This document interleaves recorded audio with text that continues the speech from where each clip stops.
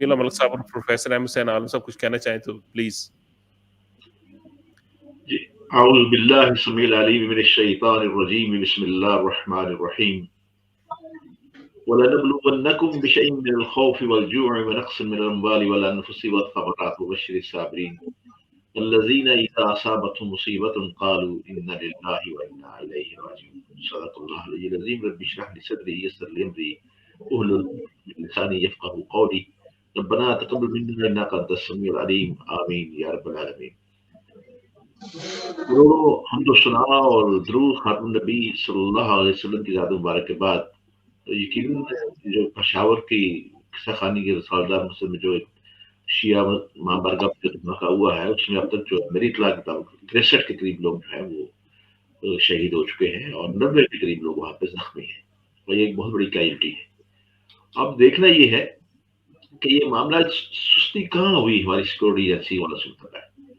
یہ جو شیعوں کی مسجد جامع مسجد مجھے نے بتایا کچھ رسالدار میں تھی بڑی تنگ گلیاں ہیں وہاں پہ بہت زیادہ, اس لیے بہت زیادہ مشکل پیش آتی ہے وہاں جانے کے لیے اور ہر آدمی جانے والا جو ہے دوسرے نظروں میں رہتا ہے.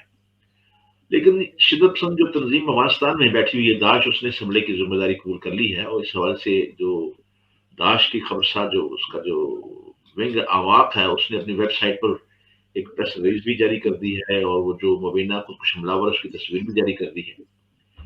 لیکن اس کے ساتھ ایک حیرت کی بات یہ ہے کہ وہ جو ٹی ٹی پی ہے وہاں اس نے فوری طور پر اس کی بڑی سخت مذمت کی ہے. اس نے کہا کہ فرقہ وارانہ جنگیں جو ہے اسلام اور عالم اسلام کے مفاد میں نہیں ہے, اس لیے وہ پشاور میں ہونے والے واقعہ سے اظہار کرتے ہیں. لیکن مجھے جیسے آپ نے کہا مجھے بھی ابھی اطلاع ملی ہے کہ وہ خودکش حملہ آور اس کے جو سلوکار ہیں ان کو پتہ چل گیا ہے اور اگلے چند گھنٹوں میں انہیں جو ہے گرفتار بھی کر لیا جائے گا.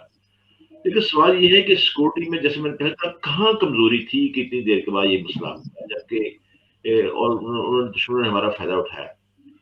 اور دوسرا میں سمجھتا ہوں کہ وقت جو ہے اس وقت کا بہت میٹر کرتا ہے. اس وقت جو وقت ہے کہ جب سب سے پہلے تو بات سے شروع ہوتی ہے جب امریکہ کو پاکستان نے افغانستان سے انخلا کے بعد اپنے اڈے دینے سے انکار کر دیا اور جب اس وہ ہلکے پیڑ میں برداشت نہیں کر پا رہا تھا. لیکن وہ طریقہ کار تم کا مختلف ہوتا ہے کام کرنے کا, آپ کو پتا بھی ہے. لیکن اب یوکرین کے معاملے کے اوپر بہت کوشش کی گئی تھی کہ بھئی ایران کا یہ دورہ نہ ہو. اس سے پہلے یعنی روس کی جو پائپ لائن تھی اس کو سیوٹائز کرنے کا بڑے پروگرام بنائے گئے. آج اتفاق سے بڑی اچھی بات ہے کہ آپ نے آج پروفیسر صاحب کو لیا ہے. الحمدللہ ہم دونوں کی اس میں بڑی کوششیں بھی شامل ہیں کہ ہم نے اس معاملے میں بہت شور بھی مچایا, باتیں بھی کی, مطمئن کرنے کی کوشش بھی کی. ہم سے باتیں بھی مجھ سے تو پھر ان کو بغیر تو ڈائلاگ بھی ہوئے میرے ان کچھ لوگوں سے اور اس کے بعد الحمدللہ یہ معاملہ جو تھا پھر سے نئے سرے سے شروع کیا گیا. اور رشیا کے دورے کو سیبوٹاج کرنے کے لیے بہت زور تھا لیکن عمران خان نے اس کو نہیں دیا اور اس کو وہ گئے. اور تیسری بات یہ ہے کہ انہوں نے اب یوکرین کے معاملے میں جب جنگ شروع ہو گئی اور اس کے بعد پاکستان نے جو غیر جانبداری کا اظہار کیا ہے اور اس معاملے میں بالکل اس کا ووٹنگ میں حصہ نہیں لیا, یہ بڑی چیز کھلتی ہے. اور یہی وجہ ہے اگر آپ ہماری پاکستان کی سیاسی تاریخ کو دیکھیں تو ہمیشہ سے یہی ہوتا آیا ہے کہ جو مورے ان کے لیے کام نہیں کرتے ان کو پھر یہ تو ہٹا دیا جاتا ہے یا ختم کر دیا جاتا ہے. یہ آج کی بات نہیں ہے, یعنی پچھلے 6 دہائیوں سے پاکستان میں یہی چل رہا ہے. اور آپ یہ دیکھ لیں کہ پہلے جنرل ضیاء الحق سے کام لیا گیا, بہت کام لیا گیا ان سے. پھر اس کے بعد یہ ہے کہ ان کو جب وہ ایک اور خواب دیکھ رہے تھے اس خواب کو سبٹائز کرنے کے لیے انہوں نے اس کا جہاز ہی اڑا کے رکھ دیا. اس میں اپنے بھی 2 آدمی اس میں ڈال دیے تاکہ لوگوں کو شک نہ ہو. لیاقت علی کا کیا ہوا تھا؟ لیاقت علی تو پہلا دورہ تو روس کا کرنا تھا لیکن اس کے باوجود امریکہ گئے تھے. لیکن یہ ہے کہ امریکہ کے بعد جب آ کے ہم نے کیا کچھ نہیں کیا اس امریکہ کے لیے. ہم نے سیٹوں میں شرکت کی 1954 میں اور 1956 میں سیٹوں میں چلے گئے.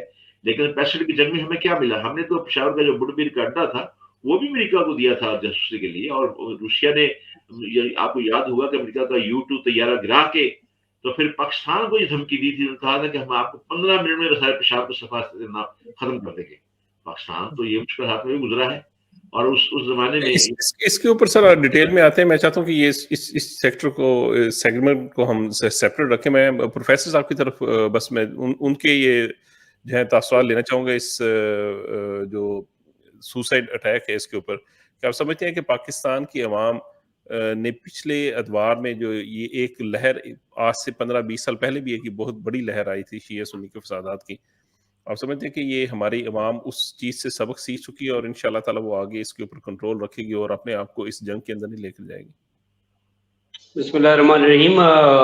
سمیع اللہ ملک صاحب آغاز تو کر چکے ہیں، لیکن میں اس سے تھوڑا سا اور آگے جانا چاہوں گا کہ جتنی بین الاقوامی طاقتیں ہیں، جس طرح ایک زمانے میں پاکستان ان کے درمیان فٹ بال گراؤنڈ بنا رہا، پراکسی وار چلتی رہیں، کبھی ایران کی کبھی سعودیہ کی، ہمارے یہاں پر میدان جنگ بنا رہا. اب لوگوں کو تو عقل آ گئی ہے، لیکن جو بین الاقوامی طاقتیں ہیں، میں پھر کہوں گا جو بین الاقوامی طاقتیں ہیں جن کو یہ ہضم نہیں ہوتا کہ پاکستان کے اندر امن رہے، پاکستان کہیں کوئی اپنا وہ رول پلے کر سکے جو وہ ایکچوئل پلے کر سکتا ہے یا کرنے کی پوزیشن میں، اپنی جیو اسٹریٹجک پوزیشن کی وجہ سے، اپنی جغرافی کی وجہ سے.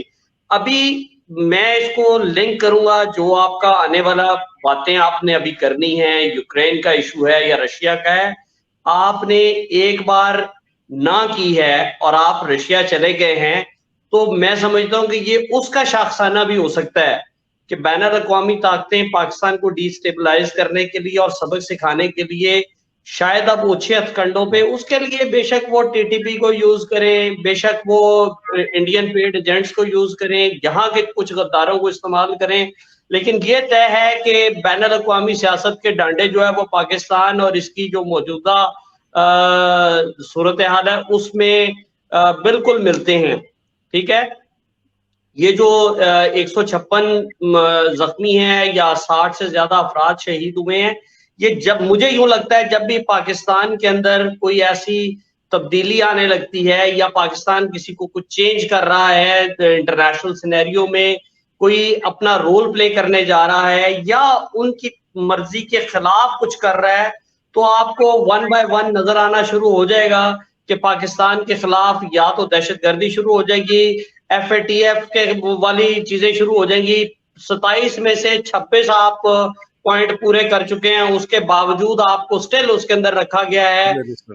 56 ملین ڈالر کا نیشنل بینک آف پاکستان کے اوپر امریکہ نے جو ایف اے ٹی ایف والے کھاتے کے اندر لگایا ہے، ایک جرمانہ عائد کروایا ہے. تو آپ کو تو خیر پتا ہوگا، میرے بھی یہ چیز کنفرم ہوتی جا رہی ہے کہ جہاں کہیں پاکستان کو فائدہ ہونے لگتا ہے وہاں یہ سارے ایک طاقت بن جاتے ہیں.